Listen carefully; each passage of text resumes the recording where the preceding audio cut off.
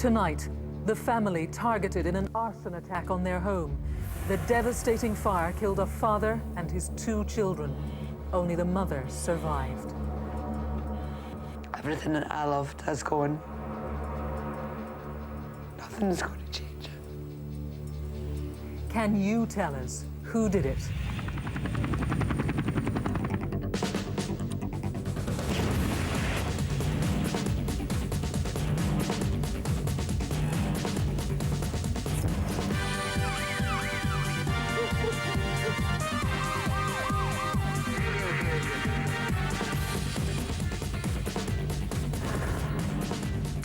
Hello and welcome to Crimewatch. We're going to have more on that dreadful arson attack in just a moment. But first, a look ahead to tonight's other appeals. As ever, we've got a studio just full of detectives waiting to take your calls.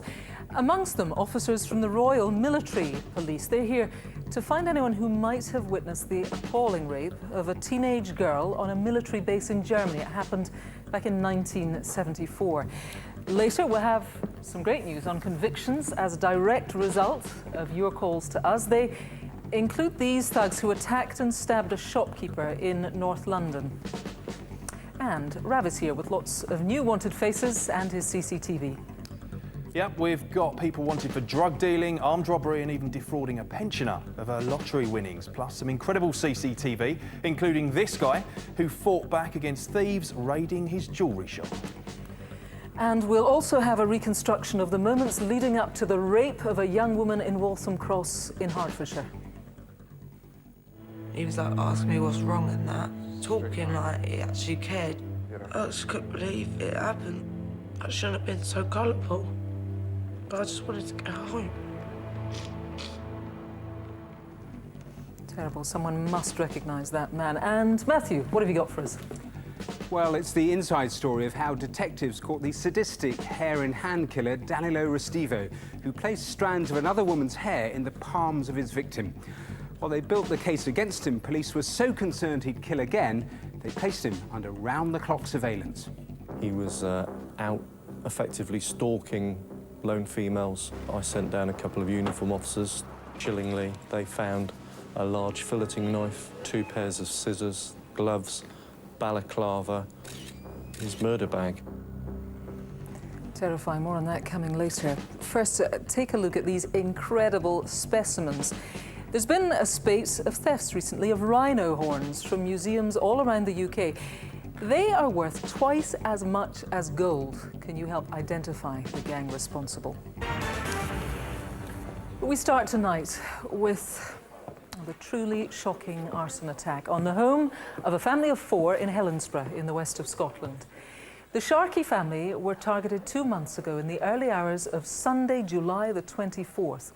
The father, Thomas, and his 2 children were killed. Thomas Jr., aged 21, and Bridget, who's just 8. Only the mother, Angela, survived, and she has spoken to Crimewatch in the hope that anyone who knows who started the fire will call in tonight. I have no idea why anyone would want to do this to me and my family.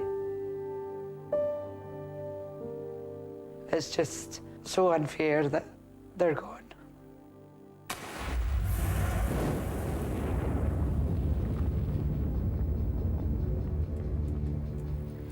This flat in Helensburgh in West Scotland was home to the Sharkey family, Tommy and Angela, and their 2 children, Thomas and Bridget.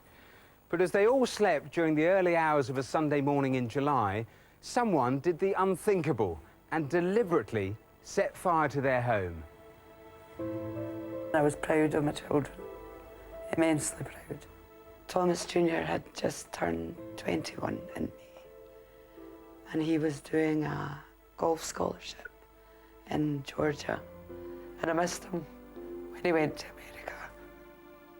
He was just finished his 2nd year, and he'd planned to go back in August. He was well-mannered, just everything that a mother could want her son to be. Bridget was a wee surprise, a good one. She loved dancing and singing, and she was a live wire. She would have been 9 this month. Bridget, she was a lovely little girl. She was really bubbly and she had everybody wrapped around her finger. She had this wee twinkle in her eye that just made you fall in love with her the instant you seen her. Bridget and Angela, they were like best friends. Mother and daughter plus best friends. Everybody thinks their own children are brilliant, but she was brilliant.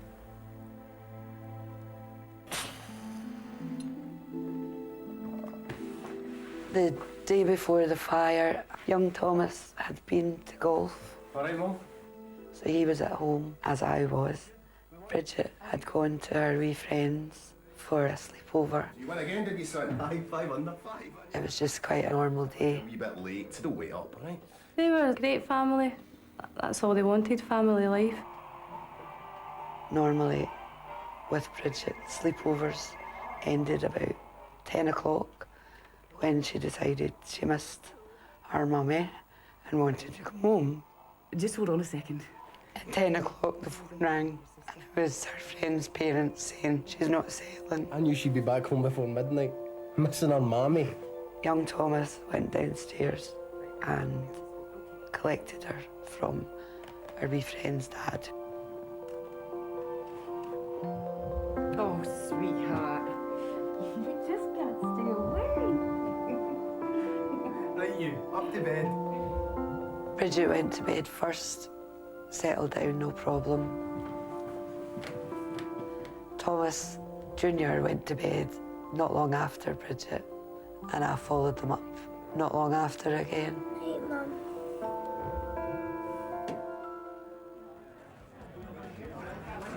Their father, Tommy Sr., spent the evening in his local pub. He left after closing and would have got home at around 1 a.m.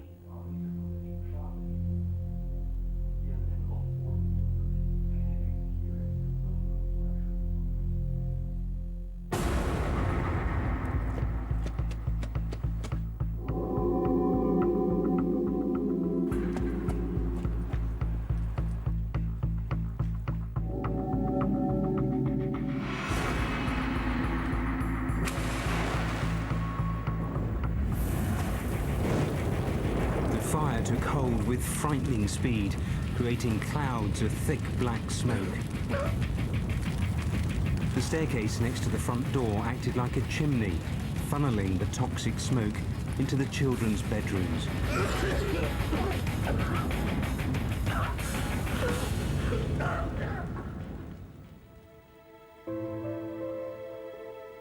Alerted by an off-duty policeman, fire crews arrived at the flat within 10 minutes of the fire starting. But it was already too late. And at 7 o'clock in the morning, I got a phone call to say that Thomas's house had been on fire.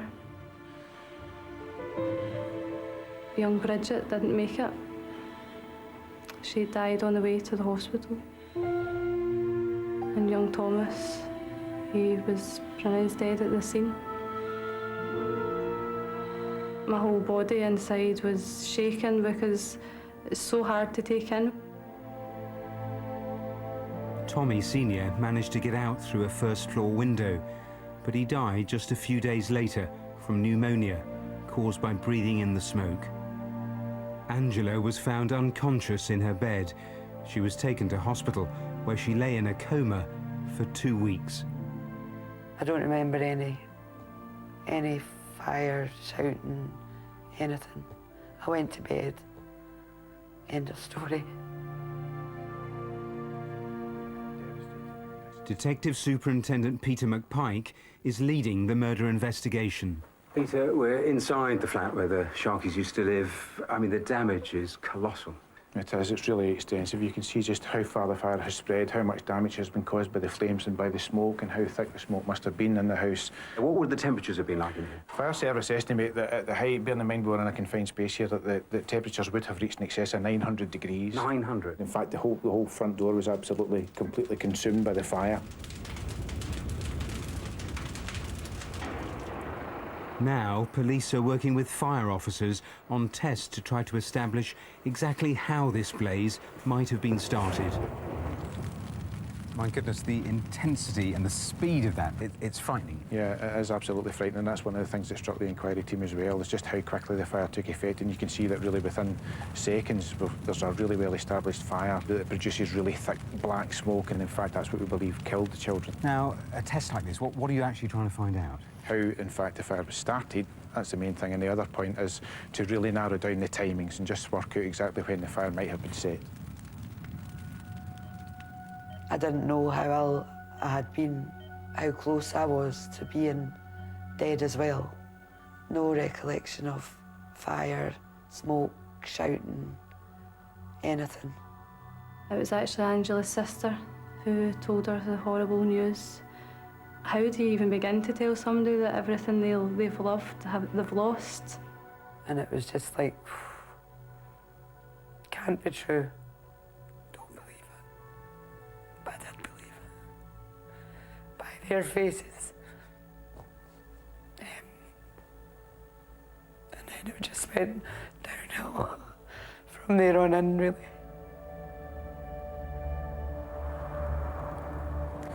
It's now 2 months since the fire, and detectives are urgently trying to trace several potential witnesses who were seen in the area at around the same time as the fire was started. At 4:43 a.m, a man was seen on CCTV walking down John Street towards the Sharkeys' flat. 24 minutes later, at 5:07, what looks like the same person walks back the other way. At around the same time, a van driver saw a man walking from West Princes Street up what's known locally as Rowett's Lane. It would mean everything to me and my family to catch the person that did this. For us to be able to bury the kids and Thomas, because we can't do that just now. Anyone that could do this to anybody needs to be stopped from doing it again, because it's torture. The enormity of losing 2 children is tricky to deal with, and I've not even begun to think about how much I'm going to miss my husband, because I loved him to bits and he loved me. It's just no fair. Angela has nothing left. She has lost her husband, our 2 kids, our home. This is beyond evil. It is horrendous. This arson attack has devastated a family, killing a father and his 2 children.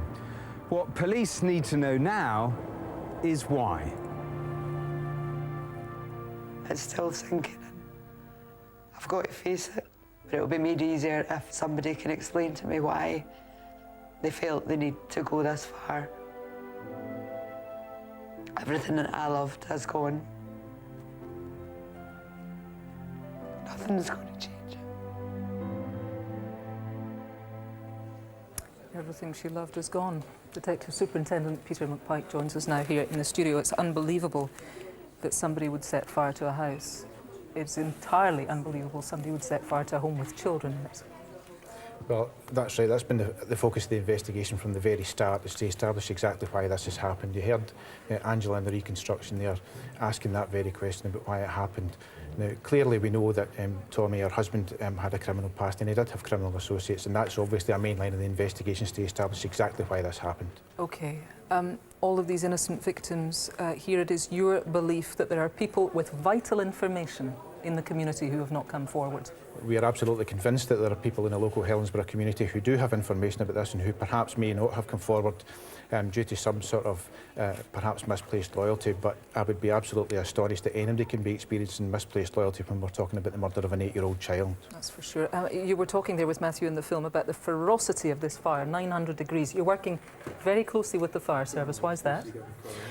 Two things really. First of all, to establish how the fire was set, and secondly, equally importantly, is to establish as best we can just exactly when the fire was set. And an important point to bear in mind as well is that the fire service tell us that the person responsible might indeed have suffered some sort of burn, perhaps to the hands or to the face, or burn to hair or eyebrows. And I would appeal to anybody who knows someone who suffered those types of injuries round about the time of this fire, please to contact the police. OK, that could be a very big clue. Just very briefly, you're looking for witnesses. Let's quickly take a look at some pictures.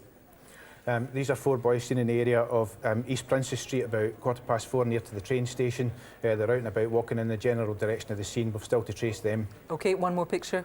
These 2 men are seen about 10 to 5 in the morning in the area of East King Street, again walking in the general direction of the scene. We would appeal to them or anybody who knows them to come forward. They need to talk to you. They might have vital information they don't even know about. For now, Peter, thank you very much. You have seen what has happened to Angela's family, the tragedy, the suffering she is going through. If you know anything about it, you must speak to our detectives tonight. Please do call. Here's the number, 0500 600 600. Or you could call the independent charity Crime Stoppers. Do that anonymously. 0800 555 111 is their number. Now, Rav has his first collection of wanted faces. And first is Stuart Horsfield, who's wanted in relation to the supply of heroin and cocaine worth more than £5 million in Doncaster last year. 52-year-old Horsfield has links across South Yorkshire and to the Spanish island of Gran Canaria. Next is a man known to some as Abdallah I Mensa, but he also uses various aliases. The 50-year-old is wanted in connection with a repeated rape of a young girl which dates back more than 10 years. He's previously worked as a high-end tailor and is linked to the London borough of Newham and Lagos in Nigeria. Now, police urgently need to trace these 2. This is Kirk Trevor Bradley and Anthony Tony Downs. They escaped from a prison van in Manchester in July. At the time, the pair were standing trial at Liverpool Crown Court. Both have strong Liverpudlian accents, and Bradley has a scar on the left side of his face and several scars on his right hand, while Downs has a 2-inch scar on his right cheek. Both are considered dangerous and should not be approached. If you see them or know where they are, call police immediately. Now, all of tonight's wanted faces are on the website, bbc.co.uk/Crimewatch, and if you know where they are, 0500 600 600, or you can text 63399 crime space and then your message. Now, on to a very unusual case. It stretches back to the 1970s, to the city of Detmold in Germany. Not the usual jurisdiction of the British police, but this is an appeal for help with an investigation into the rape of a child of a British military family. It happened on an army housing estate in Germany. Staff Sergeant Michelle Pike from the Royal Military Police is here to explain more. Because we're not entirely familiar with the sort of work you do, explain a bit more about it, Michelle. The Royal Military Police have jurisdiction over military personnel and sometimes members of their families when they are based overseas. We investigate all types of incidents, including some which are very serious. Yeah, and this one seems pretty serious. It's an allegation of a rape that took place in the 1970s, 1974. Tell us a bit more. Yes, we have been contacted by the daughter of a British soldier who served in Germany in the 70s. Their family home was a flat on the married quarter estate called the Hackendal in Germany, the main camp in that area being near Detmold. The victim was a teenager at the time, and she has told us that in 1974 she and a female friend were babysitting for another British military family on the estate. During the evening, 4 British teenage boys came round to the flat. Right. She let them in, but then they raped her. Unfortunately, the attack did not come to the attention of the authorities at that time. OK, it's probably worth letting people know tonight, Michelle, that the victim has only come forward now because her parents have passed away. Very courageously, she's spoken to us and she describes what happened. It was jovial. It was fun for them. Without any fuss, within a few minutes, they carried me through to the bedroom, left my friend in the living room with the door shut. They stripped me off to a pair of trainers and then, one by one, took turns to have sex with me. So, Michelle, your appeal tonight is for possible witnesses, yeah? Yes, we would like to locate the female friend of the victim who was in the flat while the attack took place. Some years later, we do understand that she approached the victim and apologised for not doing more to help. Okay. Sadly, the victim has now lost contact with a friend, and so we would like to locate her and find out what she saw. Okay. We are not linking her at all to the offence. And you're also looking for any teenagers who might have heard about the attack? Yes, we would also like to speak to any other teenagers who may have been told about what happened or who were also there to come forward. OK, for now, Michelle, thank you very much. If you know anything, please do call us tonight. You know the number. It's 0500 600 600. And indeed, if you've been a victim of crime, there is the victim support line. They're always there. Here's the number, 0845 30 30 900. Now, Rav's got some CCTV for you to take a quick look at. And we start in Edinburgh. This is Waverley Railway Station in December 2009. Take a look at this pair making their way towards the station platforms. As the woman reaches the top of the escalator, she inexplicably presses the emergency stop button. As the escalator comes to a sudden halt, a female pensioner is catapulted forward and seriously injured as a result. The woman who hit the button looks down, sees what's happened, and hurries off. The pensioner broke both her wrists and is now disabled. We need to find the woman responsible and her mate, so tell us who they are tonight. A Thursday night in June this year, outside the Portrait Public House in Sidcup in Kent. A group of people are chatting and smoking outside. The guy in the white trainers fancies himself as a bit of a boxer, playfully punching one girl and showing off his moves. But things turn nasty when he suddenly lashes out at one of the men. The force of the punch broke the victim's jaw in 2 places. Were you there that night? Or do you know who this man is? Name, please. A gang of 4 masked men burst into the Kampala jeweller's shop in Leicester just over a week ago. They smashed the display cabinets with hammers, grabbing handfuls of gold rings. But the owner isn't giving up his stock easily and fights back with a baseball bat, chasing them out into the street and damaging their top-of-the-range getaway van. They nicked 30 grand's worth of jewellery and need to be found. Who are they? And that footage is all on the website. And if you know who any of them are, call 0500 600 600 or text 63399. Type crime, space, and then your message. OK, it's time now for some updates on cases that we featured previously. First, excellent news on an appeal from February, the terrifying sexual assault of a young woman in Manchester city centre last October. We showed you this CCTV of the man seen following her that night. And after seeing himself on the programme, 26-year-old Dominic Hill of Burnage handed himself in. He's now been sentenced to 5 years and 4 months in prison for that attack. In May, we showed you this CCTV of a female bus driver being punched in the face at London's Euston bus station. The suspect also saw himself on the programme and handed himself in. He's 19-year-old Jawan Hassan from Orpington in Kent, and he was given a 4-month suspended prison sentence and has been electronically tagged. Great result. Now, almost a year ago, we featured an armed robbery in Cumberbatch in Cheshire, during which a postmaster was seriously hurt. Well, last month, the 28-year-old man appeared in court charged with violent armed robbery. We will, of course, let you know how that one progresses. And finally, for now, you may remember this sparkler from our last programme. Well, after the show, Kelly Osborne, daughter of Ozzy and Sharon, suggested it might have been her mum's ring, which was stolen in a burglary in 2004. Well, unfortunately, after lengthy investigations involving experts from the jewellers Tiffany, it's been confirmed that it's not Sharon's diamond. South Yorkshire Police continue to appeal for information about that ring and several other pieces. All the information is on the website. Now, you may remember this face here. Back in May, we appealed for your help in finding 52-year-old Ang Tieng Du. He's wanted in connection with the horrific murder of a family of 4 in Northampton. Jeff, Helen, Nancy and Alice Ding were all stabbed to death in their home. It happened on April 29th. You'll remember that was the day of the royal wedding. The rest of their family is devastated, and Jeff's brother Ji Shang has spoken emotionally of his shock.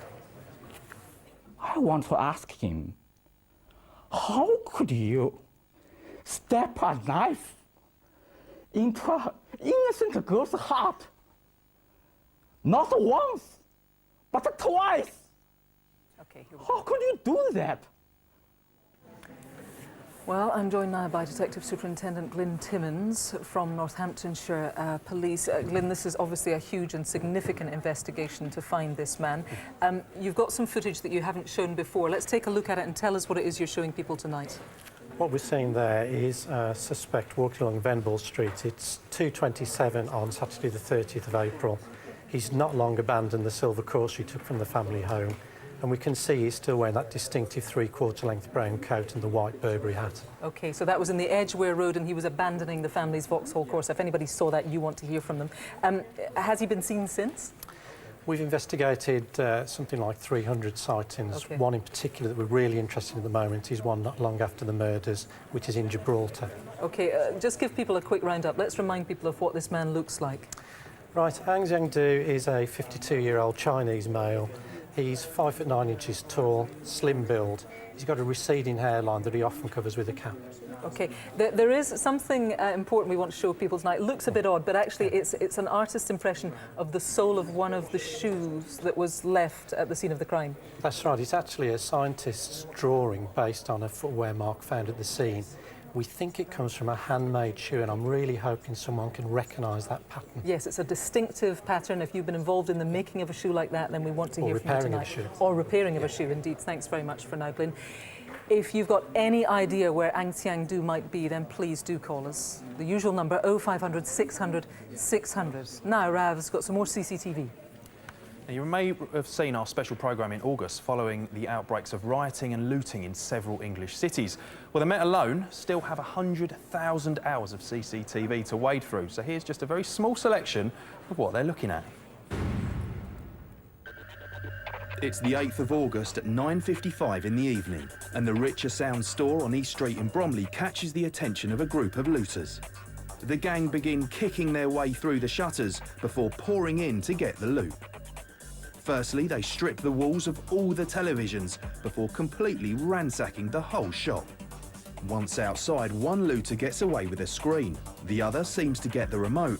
Let's hope they're friends, eh? Name these mindless thieves. Next, JD Sports at the Plassey Retail Park in Lewisham in South London. A few people make inroads into the shop door, and then it becomes a frenzy. Seemingly out of nowhere, dozens of people decide it's their time to help themselves to sportswear. Remember, this is broad daylight in a busy shopping centre, and they couldn't care less. Names, please. Still in Lewisham, and this electrical shop becomes a target. The brazen way these people help themselves to stuff is breathtaking. Some even end up scrabbling with each other for the spoils. But once again, we've got them caught on camera. Who are they? Now over to Ealing in West London. This gang are using pub signs and lampposts to smash their way into Tesco's on Haven Green just before 11 p.m. As they pour through the window, some only get away with a few small items. Perhaps they think every little helps. At the same time, at this restaurant just down the road, more looters. The delight on their faces as they lift bottles of wine is clear to see. But the happy hour's over. Names, please. A little later that night in Ealing in Bond Street, and the rioters here are intent on causing as much damage as possible. Some set fire to rubbish. Others decide that's not enough and target cars, with drastic results. This man seems delighted with his actions. Let's wipe that smile off his face. And this is inside PC World in Croydon. Expensive computers are clearly a draw for the looters. The force with which they ram the door shows how intent they are on getting in. They then pile into the shop, stripping it of its contents in double quick time. Crash their party and name them tonight.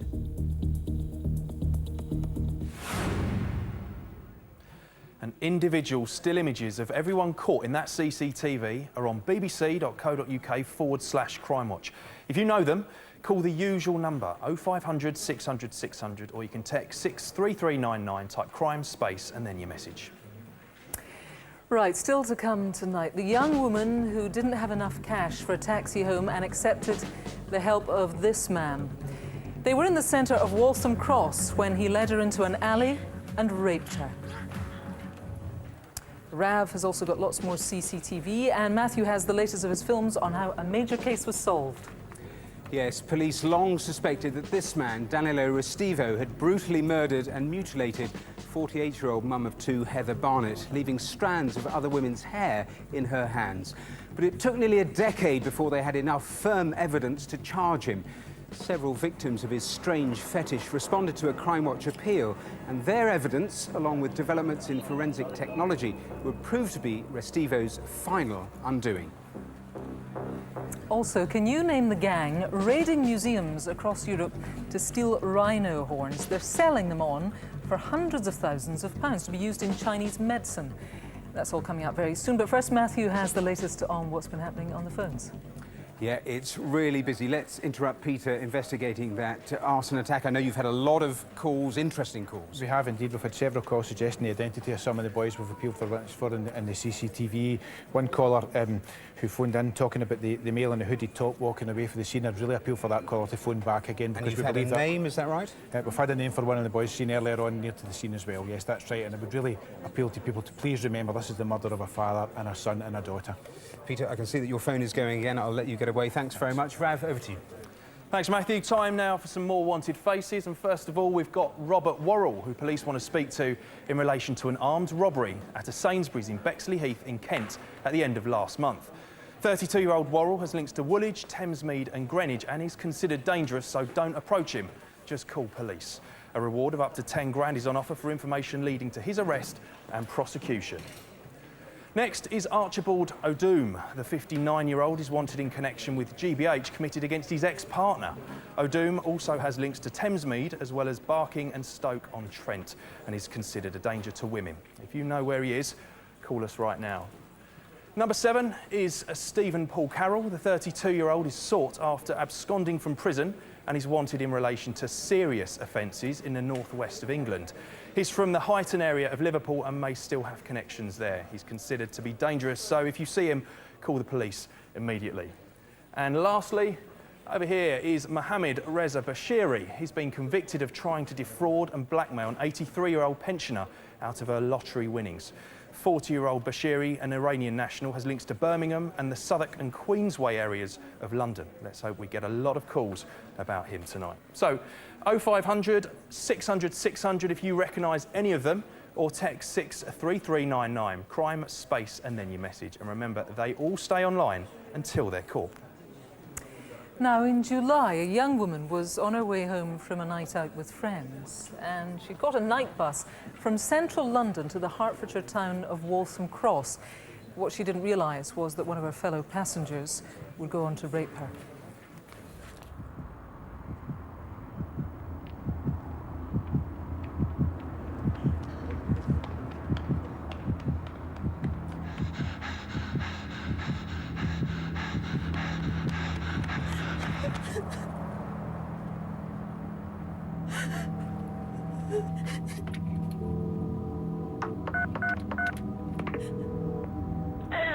Hello, what's the emergency? Well, I'm in Waltham Cross. Yeah. And I missed the last train home. Right. And there's some man. What did he do? He just raped me around the back of the shops and then Alright. This is Waltham Cross in Hertfordshire, a commuter town just outside the M25, a few miles north of London. Late at night, it's fairly quiet, apart from a few people using the night buses that come in from the capital. In the early hours of the 4th of July, one of these passengers was a 20-year-old woman. Short of cash and unsure of the area, she relied on strangers' offer of help to get her home. It was a decision she bitterly regrets. That day, my friends rang me to see if I wanted to go out with them, so I went to London to meet them. I thought the last train was 12:30, but it was at 11:30, so I missed the last train back. Single to Waltham Cross. Someone suggested that I could get the bus back to Waltham Cross, which would get me closer to home. The bus journey was just a normal bus journey, just like nothing out of the ordinary. Waltham Cross is the last stop on the bus, so I got off there. Unsure of what to do next, she asked the driver for help. Hi, do you know where I can before approaching a taxi to find out how much it would cost to get home. It was 30 quid, but I only had £10 on me. I didn't have a bank card and my phone had no credit. There was no buses. I didn't know what I was going to do. Becoming distressed as she realised she had no means of getting home, the woman was unaware that someone was watching her every move. This man had been on the same bus, but instead of carrying on his journey, he hangs around, watching as she grows increasingly upset. OK, thanks. I'm sorry. CCTV footage shows the man standing on the pavement, watching as she speaks to the taxi driver.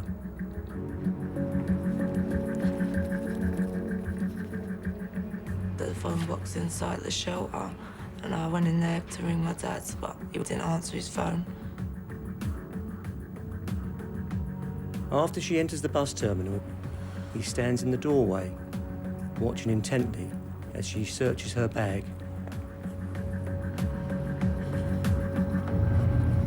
You lost? Hi, yeah, I'm just trying to get home. What, you need directions? He's like asking me what's wrong and that. Talking like he actually cared, you know what I mean? Like concerned. I live like 5 minutes up the road, I can sort you out. After saying he's going to lend me the rest of the money to get home, we walked through Town Way, where he said he had to go to get the money from. And then he just asked me to wait as he went to get it. I thought he weren't going to come back, but then a minute and a half, he come back, and he said he'd show me the cut through back to the taxi rank. Yeah, this is the shortcut to the taxi. And then we went round the back way, through this alley bit.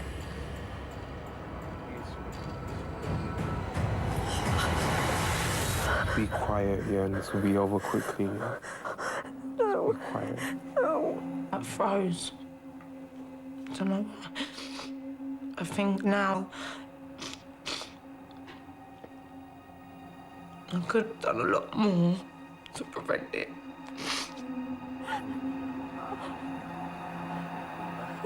But literally, it was over with like a minute and a half, and then it just ran off.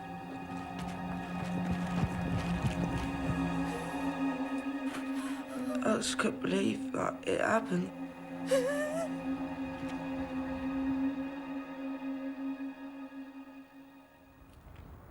He raped her here, just off the high street, before disappearing.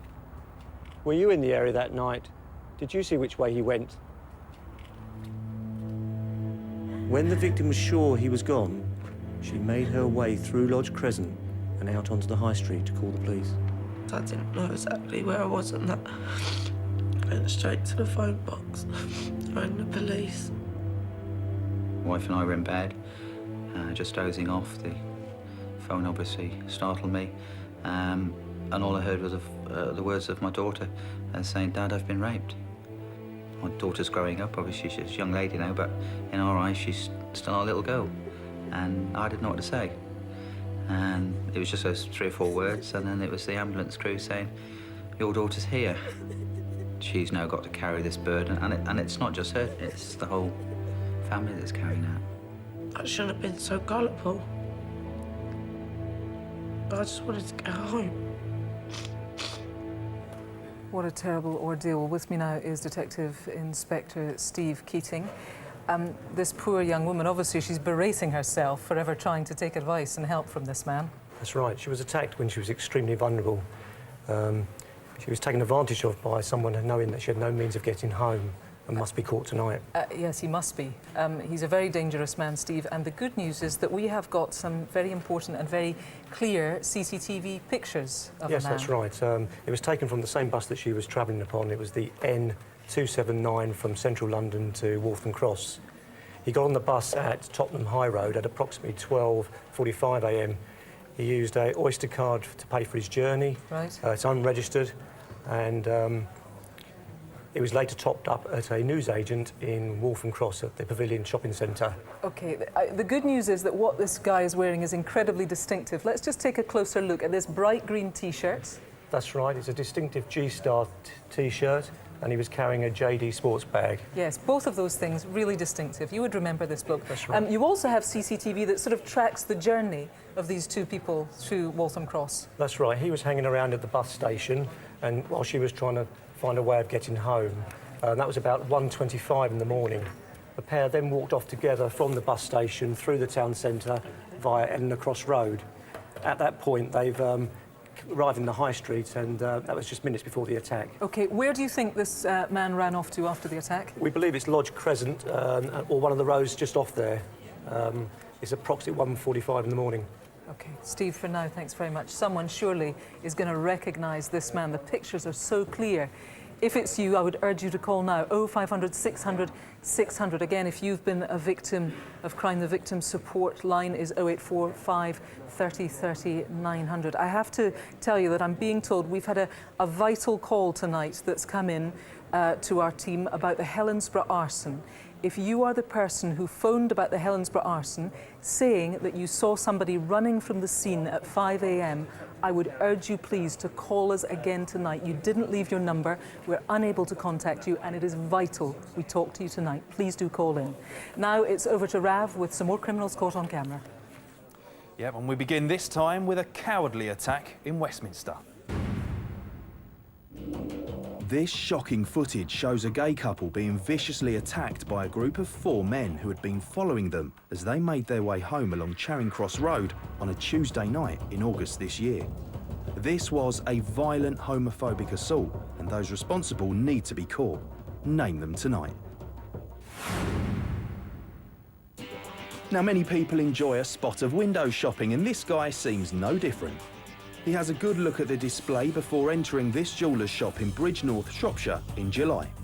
He asked the female assistant to show him a silver chain from the window. As she bends down to retrieve it, he leans over her and grabs a tray of 15 diamond rings, hiding it in his jacket before running off. Do you know this diamond geezer? Be a gem and give us a ring tonight. You know what to do, 0500 600 600, or you can text 63399, type crime space and then your message. Busy night. OK, now some more news on previous appeals. Well, we start with a development in a case we last featured 3 years ago. 17-year-old schoolgirl Shafilia Ahmed's body was discovered by workmen on the banks of the River Kent in Cumbria in February 2004. She'd been missing for 5 months. Well, earlier this month, Shafilia's parents, who deny any involvement, were arrested and charged with her murder. The court case is likely to take place in the new year. In April last year, we showed 20-year-old Amrullah Hafeezi was wanted for the violent rape of a woman in Liverpool in 2009. Well, as a result of your calls, he was eventually traced to the Italian island of Sicily and brought back to stand trial. In June, he was convicted of rape and jailed for 6 years. Another great result. Finally, news of some CCTV from January's programme. It showed 2 men violently attacking the owner of the Gonka mini market in Finsbury Park in North London with a knife and a gun. Well, thanks to Crimewatch viewers, the 2 attackers were identified as 20-year-old Levi Ingram and 16-year-old Denzel Sasser. Both pleaded guilty in July, with Ingram receiving a 9-year prison sentence, Sasser 6 years. An excellent result. Now, just take a look at this. It is the head of a black rhinoceros. It was shot in Kenya back in 1923. Pound for pound, would you believe it, its horns are worth almost twice as much as gold. And it's that value which has increasingly led to the horns being targeted by thieves here in the UK. In fact, all across the world it's happening. Here to explain, DC Ian Lawson from the Met's Art and Antiques Unit and DC David Pellat from Surrey Police. Can you explain to me, first of all, Ian, why are they so valuable? Well, rhino horn is ground down and used in traditional medicines in Asia. It's actually made of keratin, which is the same substance as in fingernails and toenails, and experts have actually concluded that it has the same medicinal benefits as biting your nails. Right. And nevertheless, these horns here that you see are worth about £250,000 each on the illicit market in Asia. That is incredible. And presumably then they sit in museums and they're a pretty easy target. Absolutely, but we've been warning museums and collectors to basically review their security, to take the horns off display if necessary, and also to replace them with reproductions. Okay, David, you've recently had some problems with this on your patch. Tell us about it. Show us some CCTV. That's correct. We had a burglary at Hazelmere Museum in May this year where a rhino head was stolen. We have CCTV footage of the offenders breaking in, going to a display cabinet and then making off with the rhino head. That's extraordinary. How long were they actually in the museum for? Approximately 90 seconds, and we believe they must have known the layout of the premises. OK, you've also got some other very interesting CCTV. This was from the day before? 2 days before. 2 days before. Tell me what happened. These three guys are wandering around the museum, don't appear to be taking any notice of the display cabinets. They're just wandering around. Don't know if these men are involved, but we would like to speak to them. Yeah, so if anybody recognises them or the men themselves would like to come forward, you would very much be interested to talk to them. Do you know who any of those blokes are on the CCTV? If so, then please do call us tonight in the studio. There's the number, 0500 600 600.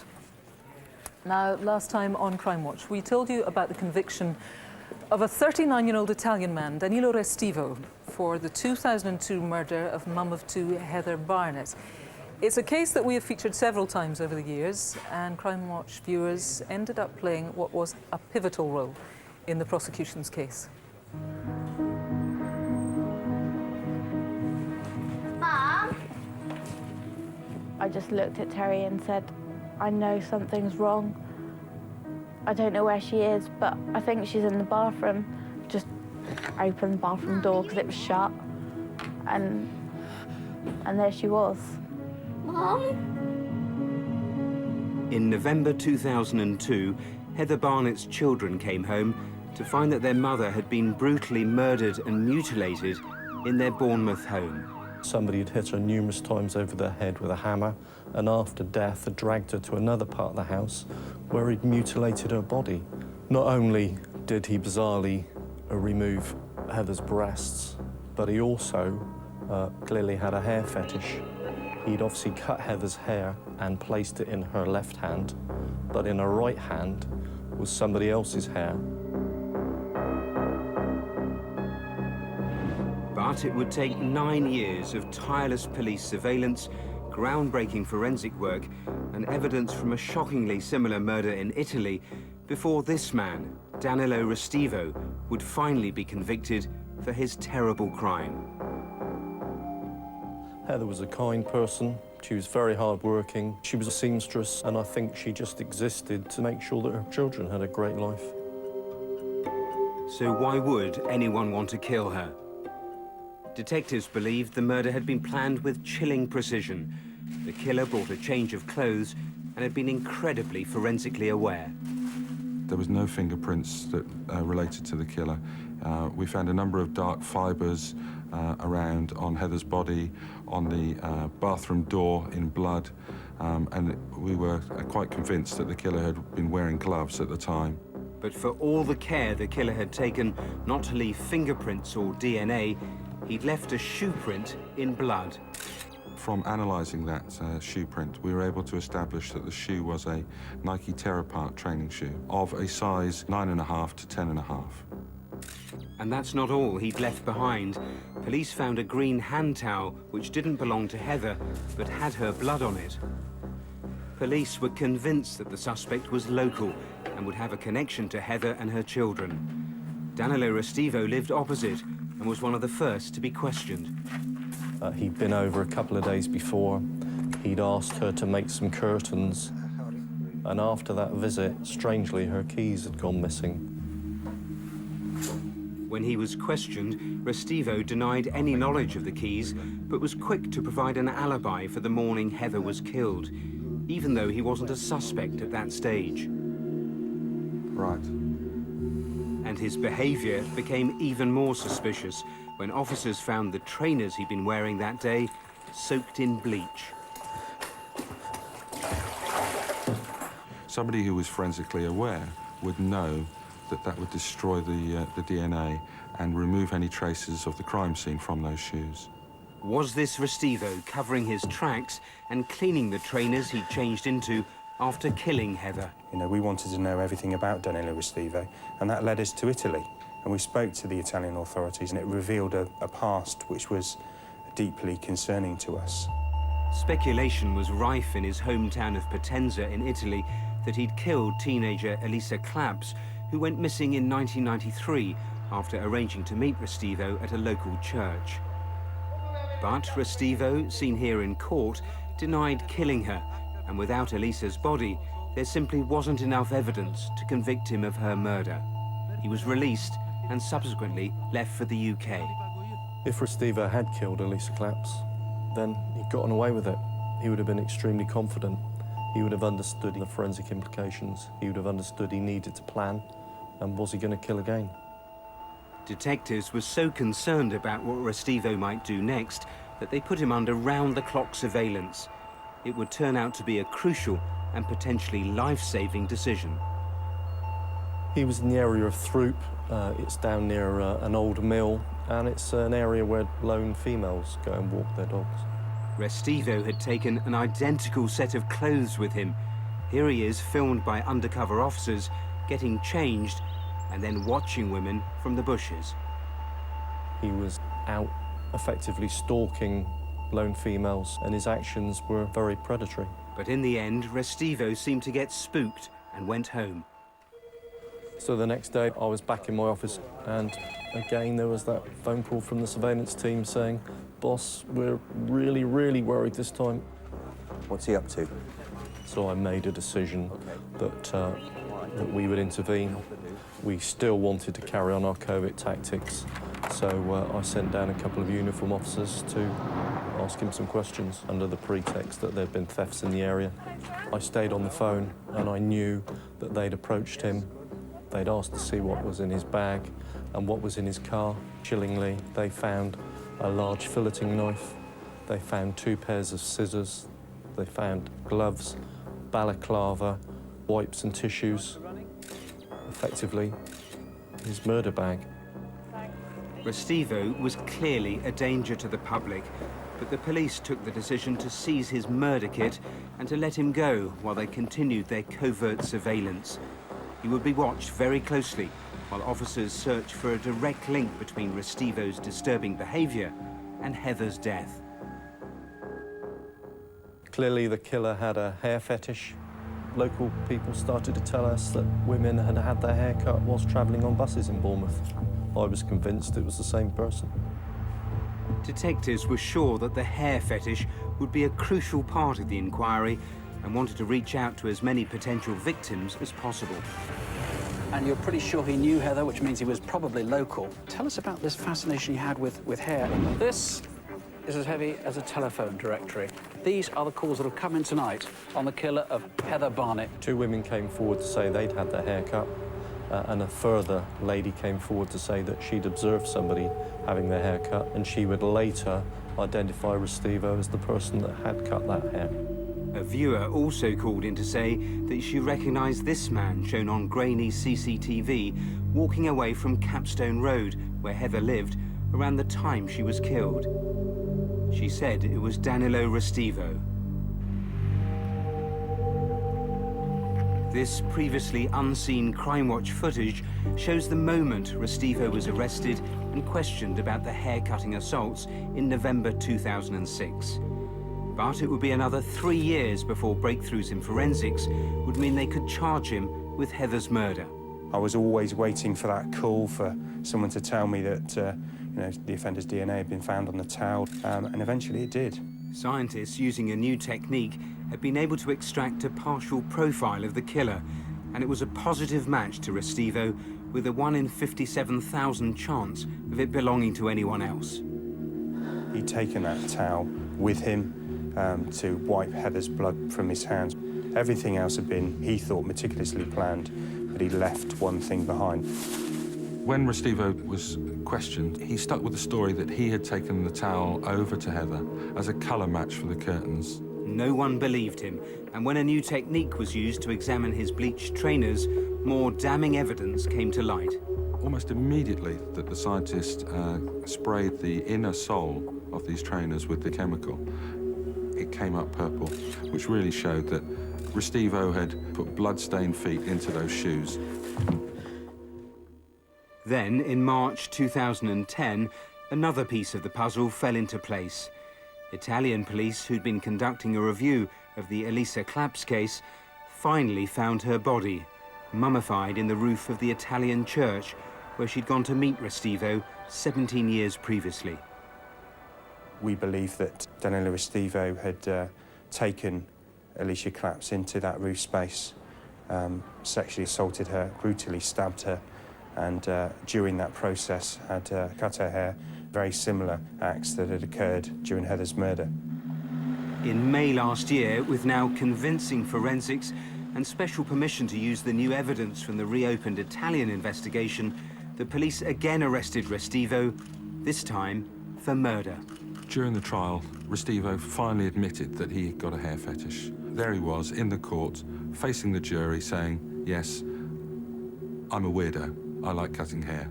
I get some sort of gratification from it. The jury returned a unanimous verdict after just 5 hours. He was jailed for life for Heather's murder, and the judge made it clear that he was sentencing Restivo as if he'd killed before. You know, he's a brutal individual. I don't think we'll ever get into his mind. Unfortunately, we weren't able to prevent Heather Barnett's murder, but we did prevent further murders, and Danilo Restivo is in the right place for the rest of his life. Horrific. Matthew, Heather's children were 11 and 14 when they found her body. Yeah, the murder, the mutilation, the way that Restivo had almost designed the crime scene so that Heather would be found by her children, it's beyond belief. In her victim impact statement, Heather's daughter Caitlin described the nightmares, the flashbacks that she suffered, and said it was several years before she could accept the help of a child psychologist to help her cope with what she'd seen and what had happened. And the hair, so odd. Yes, he was a sadist, a sexual predator, and the hair thing was all part of that. When detectives searched his house, they found clumps of hair hidden in his wardrobe. I mean, he was a time bomb. The police recognised that. That surveillance operation that you saw probably saved the lives of other women. But the science here was absolutely crucial because Restivo was incredibly forensically aware, but he had no idea how those techniques would develop and ultimately trap him just years later. And what about this poor young girl, Elisa, in Italy, the mummified body in the church? Well, the Italians want to put him on trial for that murder. The extradition proceedings have already started. I mean, everything about this case is grim, apart from the fact that they caught him and that he'll never be released from prison. And also one thing that Caitlin said. She said that she refused to just sit there and be sad, and she and her brother Terry were determined to grab every opportunity in life and be adults that their mum would be proud of. So Restivo took virtually everything that was precious from them, but not their strength and not their spirit. We wish them all the best in that, Matthew. Thank you very much indeed. Right, it's time for a last quick update from Rav. Thanks, Kirsty. We've had some good calls coming in already. First of all, with Helensburgh, we've had 4 names now suggested for the arsonist that led to these 2 youngsters losing their life so tragically. We've also had some potential witnesses, possibly named from the CCTV that we appealed from, so hopefully we can identify some of those. We do need that caller desperately to phone back that Kirsty appealed for earlier. Waltham Cross, we showed you this man concerned in a rape. We must have more information on him. If you can possibly help, do please get in touch. OK, that's everything for now. There's lots more on the website, bbc.co.uk/crimewatch. If you need to see anything again, all the reconstructions and CCTV are also now viewable on your smartphone or on your tablet. The lines stay open until midnight tomorrow, so you've still got time to help. We're going to be back again in 35 minutes after the news with the very latest on what's come in tonight. If you called from Helensburgh on the arson, if that was you, call back now.